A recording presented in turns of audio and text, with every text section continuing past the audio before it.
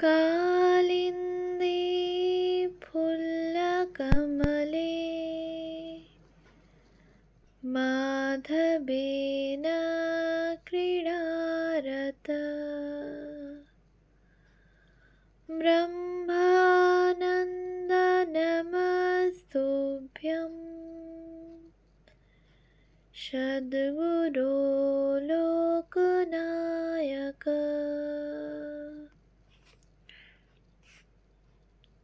ধর্ম প্রসঙ্গে স্বামী ব্রহ্মানন্দ গ্রন্থ থেকে পাঠ, পৃষ্ঠা সংখ্যা 101। কথোপকথন। আর একটি বিষয় এখানে পরিষ্কার করে বলে রাখছি, গুরু বলতে আমরা কি বুঝি। যে কেহ বীজ সংযুক্ত করে কানে মন্ত্র দেন, সাধারণত তাঁকেই গুরু বলা যায়। সিদ্ধ পুরুষ ব্যতীত কারও গুরু হবার অধিকার নেই। যার নিজের রাস্তার খবর জানা নেই, তিনি অপরকে রাস্তা দেখাবেন কেমন করে? অবশ্য মন্ত্রশক্তি সমানভাবেই রয়েছে, কিন্তু বিধি ঠিক মতো জানা না থাকায় গুরু শিষ্য উভয়েরই ঠিক উন্নতি হয় না।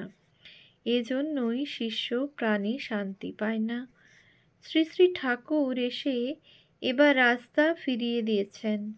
অমূল্য রত্ন এদের অর্থাৎ ঠাকুরের শিষ্যদের ভাণ্ডারে রয়েছে।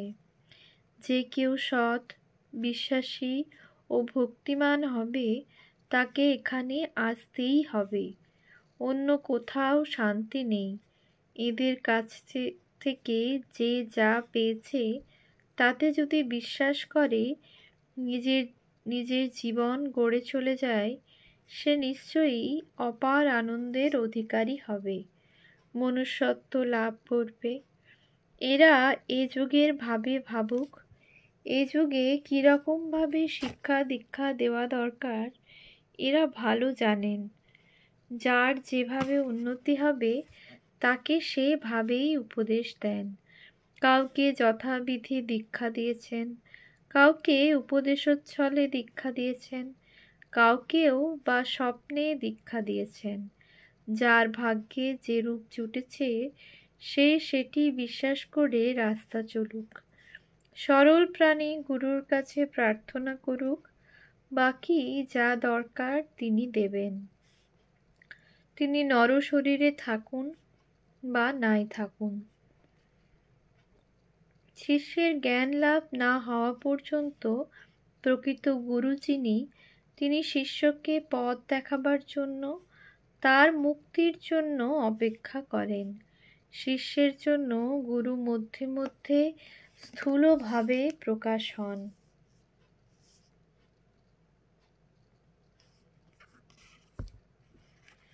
খাট, সন্দেহ ছেড়ে দিয়ে যা পেয়েছ সেটি জীবনে ফলাবার জন্য উঠে পড়ে লেগে যাও। ঢাক ঢোল পিটে নয়, অতি গোপনে, লোকে যেন টের না পায়। নানা রকম লোক আছে, কেউ নানা কথা বলে ঠাট্টা করে ভাব নষ্ট করে দেয়, আবার কেউ বা সুখ্যাতি করে অহংকার বাড়িয়ে দেয়। ঠাকুরের সেই কথাটি মনে রেখো। ধ্যান করবে মনে, বনে আর কোণে, অর্থাৎ সাধন ভজন, স্মরণ মনন যথাসম্ভব লোকচক্ষুর আড়ালে করবার চেষ্টা করবে। কিছুদিন বেশ করে খেটে ভজন করো, দেখবে কি মজা, কি আনন্দ। দেখবে তুমি নূতন মানুষ হয়ে গেছো। যখন বের হয়ে এসেছো, তখন মূল মন্ত্র করো, তাকে লাভ করবই করব এ জীবনে। সদ্গুরুর আশ্রয় পেয়েছ, ভাবনা কি, হবেই হবে। স্থান বলরাম মন্দির, কলকাতা, 23 জানুয়ারি 1918। বেলা 7টা। মহারাজের ঘরে স্তব পাঠ হচ্ছে। মহারাজ স্থির হয়ে বসে নির্দিষ্ট মনে শুনছিলেন। প্রথমে গুরুস্তব পাঠ হবার পর জগদ্ধাত্রী ও কালিকা স্তব পাঠ হল। গুরুস্তব: শরীরং সুরূপং সদা রোগমুক্তম যশশ্চারুচিত্রম ধনম মেরুতুল্যম গুরুরঙ্ঘ্রিপদ্মে মনশ্চিন্ন লগ্নং ততঃ কিম ততঃ কিম ততঃ কিম ততঃ কিম। জগদ্ধাত্রী ধ্যান। ওং সিংহস্কন্ধাধিসংরূঢ়ং নানালঙ্কারভূষিতং চতুর্ভুজং মহাদেবীং নাগযজ্ঞোপবীতিনীম ইত্যাদি। জগদ্ধাত্রী স্তব: আধারভূতে চাধেয়ে ধৃতিরূপে ধুরন্ধরে ধ্রুবে ধ্রুবপদে ধীরে জগদ্ধাত্রী নমোস্তুতে ইত্যাদি। দক্ষিণা কালিকা ধ্যান।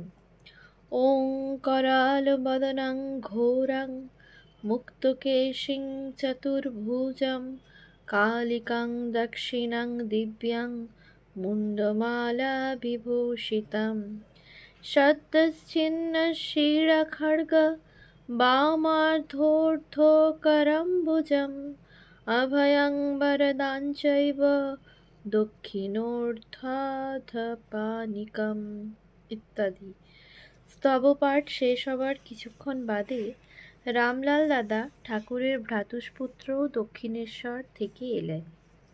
তাকে যথাবিধি অভ্যর্থনা করবার পর মহারাজ দক্ষিণ দেশের ভ্রমণ বৃত্তান্ত সম্বন্ধে কথা উত্থাপন করলেন। কাঞ্চি, শ্রীরঙ্গম, কন্যাকুমারী প্রভৃতি তীর্থস্থানের দেব দেবীর মূর্তি, তথাকার লোকদের আচার ব্যবহার ও শ্রদ্ধা ভক্তি এবং প্রাচীন মন্দিরসমূহের উত্তম কারুকার্য ইত্যাদি নানা বিষয়ের ভূয়সী প্রশংসা করতে লাগলেন। কথা প্রসঙ্গে আবার বললেন, দক্ষিণ দেশে অনেক লোক পেটের দায়ে এবং উচ্চ জাতির ঘৃণা পেয়ে ধর্মান্তকরণ করেছে। আমার ইচ্ছা হয় গঙ্গাজল এবং শ্রী শ্রী জগন্নাথ দেবের মহাপ্রসাদ খাইয়ে তাদের আবার হিন্দু পদবীতে তুলে নিই। স্থান: বলরাম মন্দির, কলকাতা, 24শে জানুয়ারি 1918। সকাল 7টা। মহারাজ একজন সাধুকে স্তব পাঠ করতে বললেন। প্রথম কালিকা স্তব এবং পরে ত্রিপুর সুন্দরীর স্তব পাঠ শেষ হলে মহারাজ নবীন নীরদ গোপালের এই স্তবটি পাঠ করতে বললেন। ত্রিপুর সুন্দরীর স্তব: কদম্ব বনচারিণীং মুনিকদম্ব কাদম্বিনীং নিতম্ব জিতভূধরাং সুরনিতম্বিনী সেবিতাম ইত্যাদি।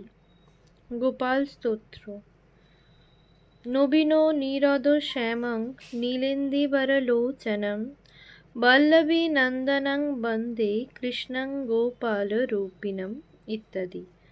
রামলাল দাদা কাল থেকে বলরাম মন্দিরে আছেন।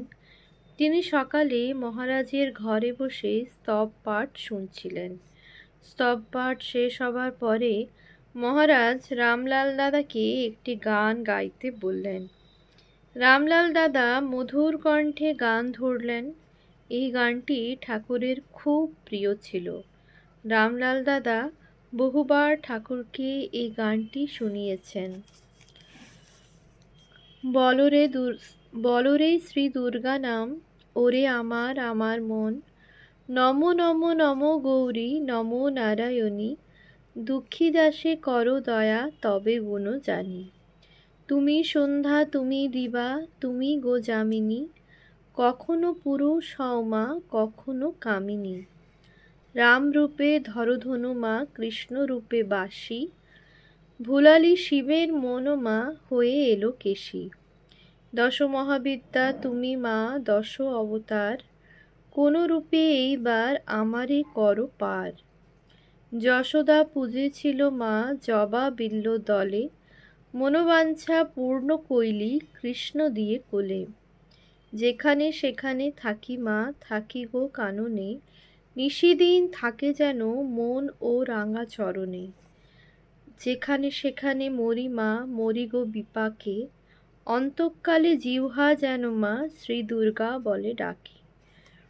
যদি বলো যাও যাও মা, যাব কার কাছে, সুধা মাখা তারা নাম মা আর কার আছে। যদি বলো ছাড়ো ছাড়ো মা, আমি না ছাড়িব, বাজন নূপুর হয়ে মা তোমার চরণে বাজিব।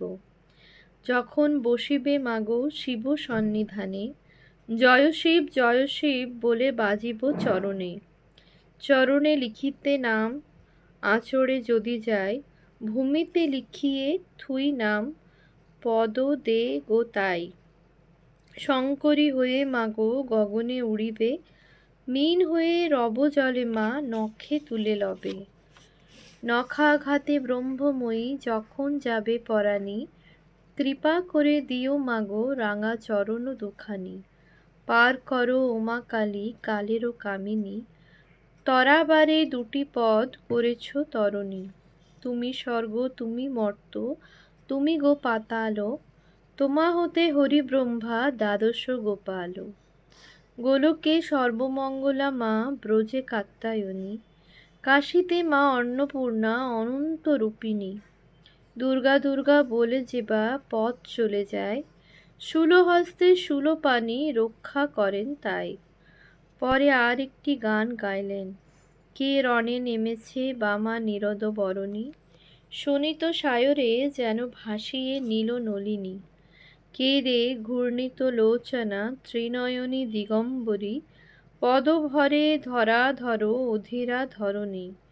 তাই ভেবে শ্রীচরণে পড়ে আছেন শূলপাণি। স্থান বলরাম মন্দির, কলকাতা, 30শে জানুয়ারি 1918।